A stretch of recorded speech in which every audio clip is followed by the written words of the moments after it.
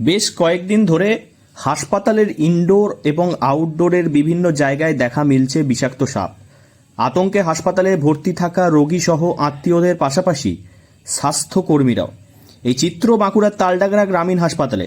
উপযুক্ত ব্যবস্থা নেওয়া হচ্ছে দাবি ব্লক স্বাস্থ্য আধিকারিকের। তালডাংরা হাসপাতালের ইনডোর এবং আউটডোর এই দুই পরিষেবা মেলে এই গ্রামীণ হাসপাতাল থেকে। গ্রামীণ এলাকার মানুষ শারীরিক সুস্থতার আশায় ছুটে আসেন এই হাসপাতালেই, অথচ হাসপাতাল চত্বর ঝোপঝাড় আগাছায় ভরা জঙ্গলে পরিণত হয়েছে। পরিষ্কার না থাকার ফলে হাসপাতাল চত্বরই এখন সাপের উপযুক্ত থাকার পরিবেশ হয়ে দাঁড়িয়েছে, যার ফলেই হাসপাতালের ইনডোর ও আউটডোরের বিভিন্ন অংশে বিষাক্ত সাপ ঢুকে পড়ছে, যার ফলে কপালে চিন্তার ভাঁজ পড়ছে হাসপাতালের চিকিৎসাধীন এবং চিকিৎসা করাতে মানুষের পাশাপাশি হাসপাতালের স্বাস্থ্যকর্মীদেরও। পরিস্থিতি খুব খারাপ।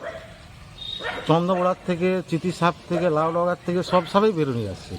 নতুন নতুন সাপ দেখা যাচ্ছে, চিতি সাপও আছে। বিষাক্ত সাপ স্যার? বিষাক্ত, প্রচুর বিষাক্ত।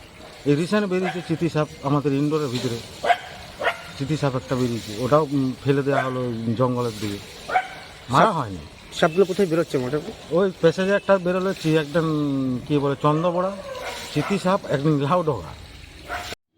একই অবস্থা হাসপাতালে চিকিৎসা করাতে আসা রোগীদের।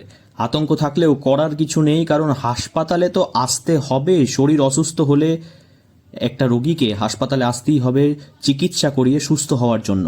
অন্যদিকে তালডাংরা ব্লক স্বাস্থ্য আধিকারিক অরিজিৎ মণ্ডল জানান, বর্ষার জন্যই হয়তো সাপের লোকালয়ে প্রবেশ করা এই ঘটনাটা ঘটছে।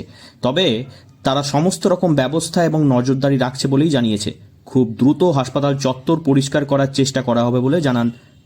আমরা দেখি যে সাপের তো আগে সাপ বেরিয়েছিল, তো বর্ষাকালে তো সাপ তো বেরো হয়, তো ঠিক আছে। তো আমরা একটু তার জন্য আমরা কার্বনিক অ্যাসিড দিচ্ছি চারিদিকে। তারপর আমরা ঝোপ জায়গাগুলো সব পরিষ্কার করানোর ওই ব্যবস্থা আমরা করছি।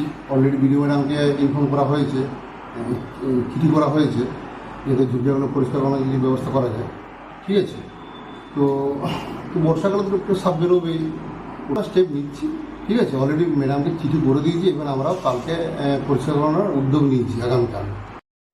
হাসপাতালের স্বাস্থ্যকর্মী সঞ্জয় মাহাতো জানান, কখনো হাসপাতালের ইনডোর বিভাগে ভর্তি থাকা রোগীর পাশে, আবার কখনো ইসিজি রুমে, এমনকি ইমার্জেন্সি রুমে বেশ কিছুদিন ধরে চিতি সাপ, চন্দ্রবোড়া সহ নানান প্রজাতির বিষাক্ত সাপকে লক্ষ্য করা যাচ্ছে।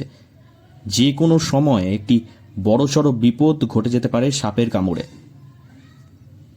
বাঁকুড়া থেকে নীলাঞ্জন ব্যানার্জির রিপোর্ট, লোকাল 18 বাংলা।